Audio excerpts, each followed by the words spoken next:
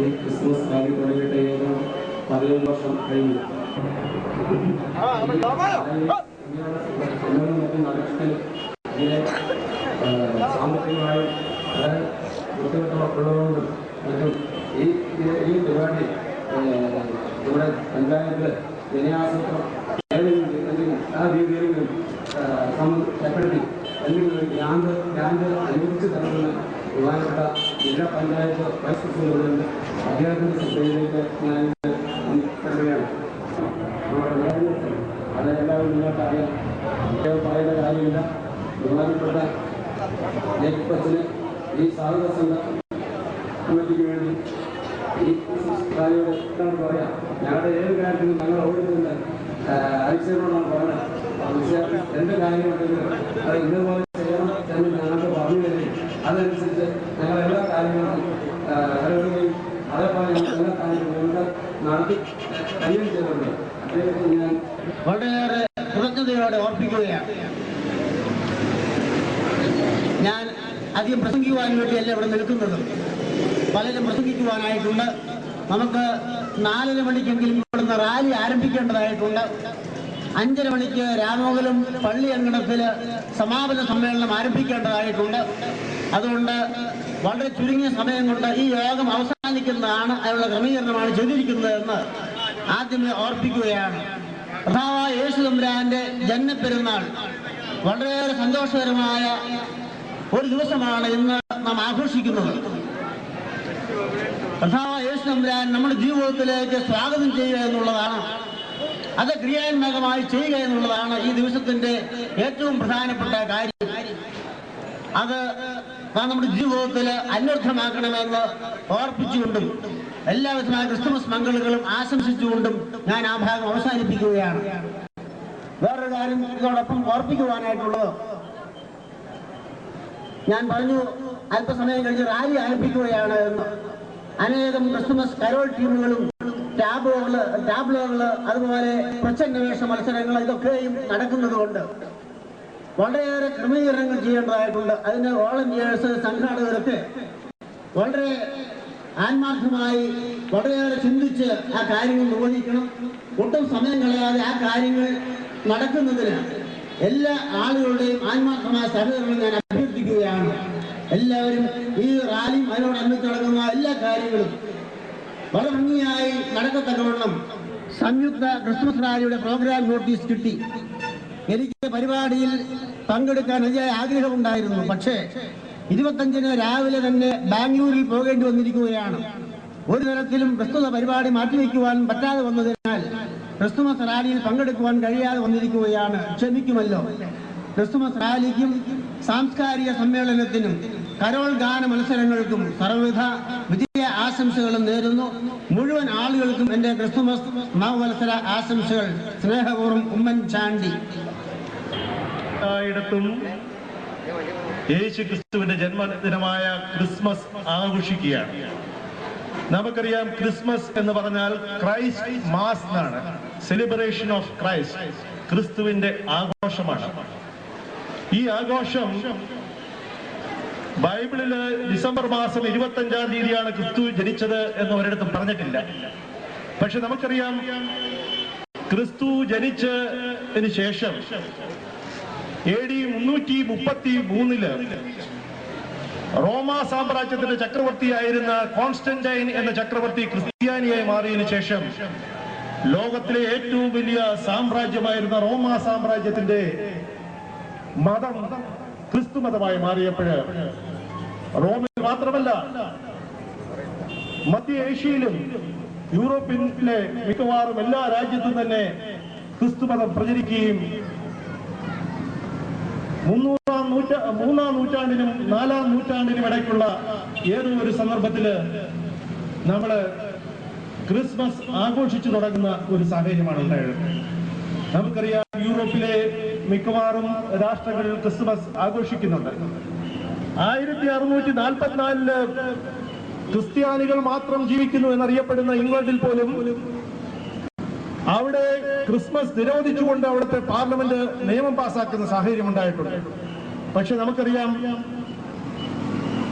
ജനഹിതത്തിനെതിരായി നിൽക്കുന്ന ഒരു ഗവൺമെന്റിനും നിലനിൽക്കാൻ സാധിക്കില്ല എന്നുള്ളതുകൊണ്ട് ക്രിസ്മസ് ഇംഗ്ലണ്ടിൽ മാത്രമല്ല ഭാഗമാണ്. നമ്മുടെ എറണാകുളം ജില്ലയില് ഫോർട്ട് കൊച്ചിയില് ക്രിസ്മസ് നിങ്ങൾ ആചരിക്കുന്ന പോലെ തന്നെ വളരെ വിപുലമായി ആചരിക്കുകയാണ്. ഈ സന്ദർഭത്തില് വളരെയധികം രാഷ്ട്രങ്ങളില് ക്രിസ്മസ് ആചരിക്കുന്നുണ്ട്. നിങ്ങളിവിടെയൊക്കെ കാണുന്ന ക്രിസ്മസ് ഫാദറിന്റെ കാര്യത്തിലൊക്കെ ആണെങ്കിൽ വീടുകളും സന്ദർശിച്ച് സമ്മാനങ്ങൾ മഹാബലിയെ പറ്റിയുള്ള അറിവിന്റെ ലോകം പൂർണ്ണമായും പിടിച്ചടക്കിയപ്പോൾ യെരുശലേമിലെ ദേവാലയത്തിൽ മഹാപുരോഹിതന്മാരെ തർക്കങ്ങളിൽ തോൽപ്പിക്കുന്നതിന് യേശുക്രിസ്തുവിന് സാധിച്ചു. അദ്ദേഹം ആ കാലഘട്ടത്തിൽ വഴിമാറി നടന്ന വ്യക്തിയായിരുന്നു. യേശുക്രിസ്തുവിന്റെ ശബ്ദം മറ്റുള്ളവരിൽ നിന്ന് വ്യത്യസ്തമായിരുന്നു. അന്നത്തെ വ്യവസ്ഥിതിക്കെതിരായി യേശുക്രിസ്തു സംസാരിച്ചിരുന്നു. ധനവാന്മാർക്ക് മാത്രം നീതി കിട്ടിയിരുന്ന ആ കാലഘട്ടത്തില് യേശുക്രിസ്തു പറഞ്ഞു, ധനത്തെ മാത്രം മോഹിക്കുന്ന ഒരാൾ പോലും സ്വർഗരാജ്യത്തിലേക്ക് കടക്കുകയില്ല. കടക്കണമെങ്കിൽ ഒട്ടകം സൂചിപ്പുഴയിൽ കൂടെ കടക്കുന്നതിന് അത്രമാത്രം ദുഷ്കരമായിരിക്കുമെന്ന് അത്രയും വിപ്ലവകരമായ ചിന്താഗതിയോടുകൂടി അറിവോടുകൂടി അന്ന് ലോകത്തെ കീഴടക്കിയ യേശുക്രിസ്തു പാവപ്പെട്ടവനായിരുന്നെങ്കിലും യേശുക്രിസ്തുവിന്റെ അറിവും യേശുക്രിസ്തുവിന്റെ സന്ദേശവും വളരെ വലുതായിരുന്നു. നമുക്കറിയാം, ഇന്ത്യയില് ലോകം മുഴുവൻ ആരാധിക്കുന്ന മഹാത്മാഗാന്ധി അറിയാം. അർദ്ധനഗ്നനായി ഇന്ത്യയിലെ അങ്ങോളം ഇങ്ങോളം ഗ്രാമങ്ങൾ സഞ്ചരിച്ച മഹാത്മാഗാന്ധിയെ എല്ലാവർക്കും അറിയാം. പക്ഷേ ഇന്ത്യ മുഴുവൻ വെട്ടിപ്പിടിച്ച മുഗൾ സാമ്രാജ്യത്തിന്റെ ചക്രവർത്തിയായിരുന്ന അക്ബർ ചക്രവർത്തിയെക്കാളും ജനങ്ങളുടെ മനസ്സില് മഹാത്മാഗാന്ധിയാണ് നിൽക്കുന്നത്. അതുകൊണ്ട് യേശുക്രിസ്തു ഇന്ന് നമുക്ക് നൽകുന്ന സന്ദേശം എന്താണ്? സമാധാനത്തിനും സന്തോഷത്തിനും വേണ്ടിയിട്ട് ഇതാ ദൈവപുത്രൻ ഭൂമിയിലേക്ക് വരുന്നു എന്ന് മാലാഖമാർ പാടിയപ്പോഴ്, അത്യുന്നതങ്ങളിൽ ദൈവത്തിന് സ്തുതി എന്ന് മാലാഖമാർ പാടിയപ്പോഴ്, ഇന്ന് ജീവിച്ചിരിക്കുന്ന നമ്മളെ സംബന്ധിച്ചിടത്തോളം സമാധാനത്തിന് വേണ്ടി സന്തോഷത്തിന് വേണ്ടി നിലനിൽക്കുന്നതിന് വേണ്ടിയിട്ടുള്ള സന്ദേശമാണ് നാം ഉൾക്കൊള്ളുന്നത്. ഈ സന്ദർഭത്തില് ഏതാനും ദിവസങ്ങൾക്ക് ശേഷം വരുന്ന 2001 ആണ്ടില് നല്ല നാളേക്ക് വേണ്ടിയിട്ട്, നല്ല സന്ദേശങ്ങൾ ഉൾക്കൊള്ളുന്നതിന് വേണ്ടിയിട്ട്, നല്ല അഭിവൃദ്ധിയുള്ള സന്തോഷമുള്ള നാളുകൾ നിങ്ങൾക്ക് ഉണ്ടാകട്ടെ എന്ന് ആശംസിച്ചുകൊണ്ട് ഈ റാലിയുടെ ഉദ്ഘാടന കർമ്മം നിർവഹിച്ച് ഞാൻ പ്രഖ്യാപിക്കുകയാണ്. എറണാകുളം ജില്ലാ panchayat vice president John B Mani sir അവരുകളെ, സുപ്രസിദ്ധ സിനിമാതാരം NS വർഗീസ് അവരുകളെ, പഞ്ചായത്ത് മെമ്പർമാരായ KS ബാബു, മേരിക്കുട്ടി വിയാക്കോസ്, മറ്റ് ഈ റാലിയുടെ സംഘാടക സമിതി ഭാരവാഹികളെ, സഹോദരി സഹോദരന്മാരെ, നാട്ടുകാരെ, സുഹൃത്തുക്കളെ, ക്രിസ്തുവിൻ്റെ ജന്മദിനം ലോകമെമ്പാടും ആഘോഷിക്കുന്ന ഈ അവസരത്തിൽ ഈ കൊച്ചു ഗ്രാമത്തിലെ രാമംഗലം പഞ്ചായത്തും സമീപദേശത്തുള്ള ജനങ്ങൾ ഇതൊരു ഉത്സവമായി ആഘോഷിക്കുകയാണ്. നമ്മൾ ഈ റാലിയും ക്രിസ്തുമസ് ദിനവും റാലിയും സമ്മേളനവും എല്ലാം ആഘോഷമായി നടത്തുമ്പോൾ ക്രിസ്തു നമ്മുടെ ജീവിതത്തിൽ നൽകിയ സന്ദേശം എത്രമാത്രം നമ്മുടെ ജീവിതത്തിൽ ഉൾക്കൊള്ളുന്നുണ്ടെന്ന് ചിന്തിക്കാൻ നമ്മൾ ഓരോരുത്തരും തയ്യാറാകണം എന്നാണ് എനിക്ക് ഈ അവസരത്തിൽ അഭ്യർത്ഥിക്കാനുള്ളത്. നമ്മൾ ക്രിസ്തുവിൻ്റെ ജന്മദിനം ആഘോഷിക്കുമ്പോൾ അദ്ദേഹത്തിൻ്റെ ജീവിതത്തിൽ നമുക്ക് കാണിച്ചു തന്ന പരസ്പരം സ്നേഹിക്കുന്നതിൻ്റെയും സഹകരിക്കുന്നതിൻ്റെയും ക്ഷമിക്കുന്നതിൻ്റെയും പാവപ്പെട്ടവരോടും രോഗികളോടും ക്ഷേമത്തിന് വേണ്ടിയുള്ള സഹായസഹകരണം നൽകുന്ന കാര്യത്തിലും ക്രിസ്തുദേവൻ നമുക്ക് കാണിച്ചു തന്ന മാതൃക പിന്തുടരാൻ നമുക്ക് എത്ര പേര് കഴിയുന്നുണ്ട് എന്ന് നമ്മൾ സ്വയം ആത്മവിശ്വാസം നടത്തുവാൻ ഈ അവസരം പ്രയോജനപ്പെടുത്തണം എന്ന് ഞാൻ അഭ്യർത്ഥിക്കുകയാണ്. കൂടുതലായി ഒന്നും പ്രസംഗിക്കുന്നില്ല. ഈ സമ്മേളനത്തിന് എല്ലാവിധ മംഗളങ്ങളും നേരുന്നു. ഈ ക്രിസ്മസിലും പുതുവത്സരത്തിലും എല്ലാവിധ മംഗളങ്ങളും നേർന്നുകൊണ്ട് ഞാൻ എൻ്റെ വാക്ക് അവസാനിപ്പിക്കുന്നു. എല്ലാവർക്കും നന്ദി, നമസ്കാരം. അദ്ദേഹം വളരെ പ്രശസ്തമായ കേരളത്തിലെ വളരെ പ്രശസ്തമായ നിരവധി മലയാള ചിത്രങ്ങളിൽ അഭിനയിച്ച് ആരാധകരുടെ മുക്തകണ്ഠമായ പ്രശംസ ഏറ്റുവാങ്ങിയിട്ടുണ്ട്.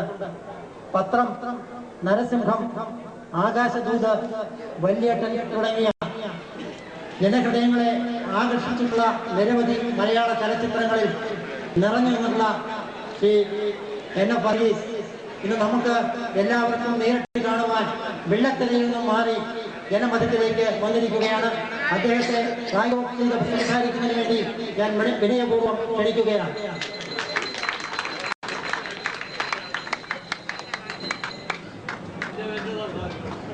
വഴങ്ങിയാണ് ക്രിസ്മസ് റാലിക്ക് ഒരു ക്രിസ്ത്യാനി എത്തിയാൽ കൊള്ളാം എന്നുള്ള ചിന്താഗതി കൊണ്ടാണോ എന്ന് ചോദിച്ചാൽ എനിക്കറിയില്ല. കാരണം ഇവിടെ കൂടിയിരിക്കുന്നവരും റാലിയിൽ പങ്കെടുക്കുന്നവരും ഒക്കെ എത്ര പേർ ക്രിസ്ത്യാനികളുണ്ട് എന്നുള്ള, യഥാർത്ഥ ക്രിസ്ത്യാനികളുണ്ട് എന്നുള്ള കാര്യത്തിൽ എനിക്ക് സംശയമാണ്. ക്രിസ്തുമസിന് കാലത്തെ മുതലേ വെള്ളമടിച്ച് ഉച്ചയ്ക്ക് പൂസായി വൈകുന്നേരം വാള് വെച്ച് തലകുത്തി മറിഞ്ഞ് ക്രിസ്തുമസ് ആഘോഷിക്കുന്നവരൊക്കെ തന്നെയാണോ ക്രിസ്ത്യാനികൾ എന്ന് ആലോചിച്ചാൽ ഇന്ന് വളരെ മഹത്തായ ഒരു സന്ദേശം നമ്മുടെ മാർപ്പാപ്പ പത്രത്തിലൂടെ കൊടുത്തിട്ടുണ്ട് ജനങ്ങൾക്ക്. ക്രിസ്തുമസ് ദുഃഖിതരോടൊപ്പം കഴിയാൻ. ആരാണ് ദുഃഖിതര്? ദുഃഖിതരെ അന്വേഷിച്ച് നമ്മുടെ ക്ഷേത്രങ്ങളിലേക്കും പള്ളികളിലേക്കൊന്നും പരക്കം പായണ്ട. നമ്മുടെ ചുറ്റുപാട് തന്നെയുണ്ട്. അവർക്ക് വേണ്ടി അവരോട് കരുണ കാണിച്ച് അല്പം ആശ്വാസം പകരാൻ കഴിയുമ്പോഴാണ് ക്രിസ്തുമസിന്റെ ആഘോഷം പൂർണ്ണമാകൂ എന്നുള്ള സത്യം നിങ്ങൾ മനസ്സിലാക്കണം. ഞാനൊരു കഥ പറയാം, ചെറിയ കഥ. ഞങ്ങളുടെ നാട്ടിലെ ഒരു ചെറുപ്പക്കാരൻ ജോലി അന്വേഷിച്ച് ബോംബെക്ക് പോയി. വളരെ ബുദ്ധിമുട്ടുണ്ടായിരുന്ന ചെറുപ്പക്കാരനാണ്.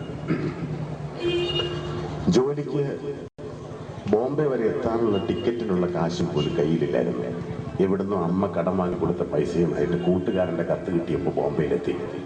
ട്രെയിൻ വൈകിയതുകൊണ്ട് പറഞ്ഞ ദിവസം അവിടെ എത്താൻ പറ്റിയില്ല. നിർഭാഗ്യവശാൽ ആ ജോലി കിട്ടിയില്ല.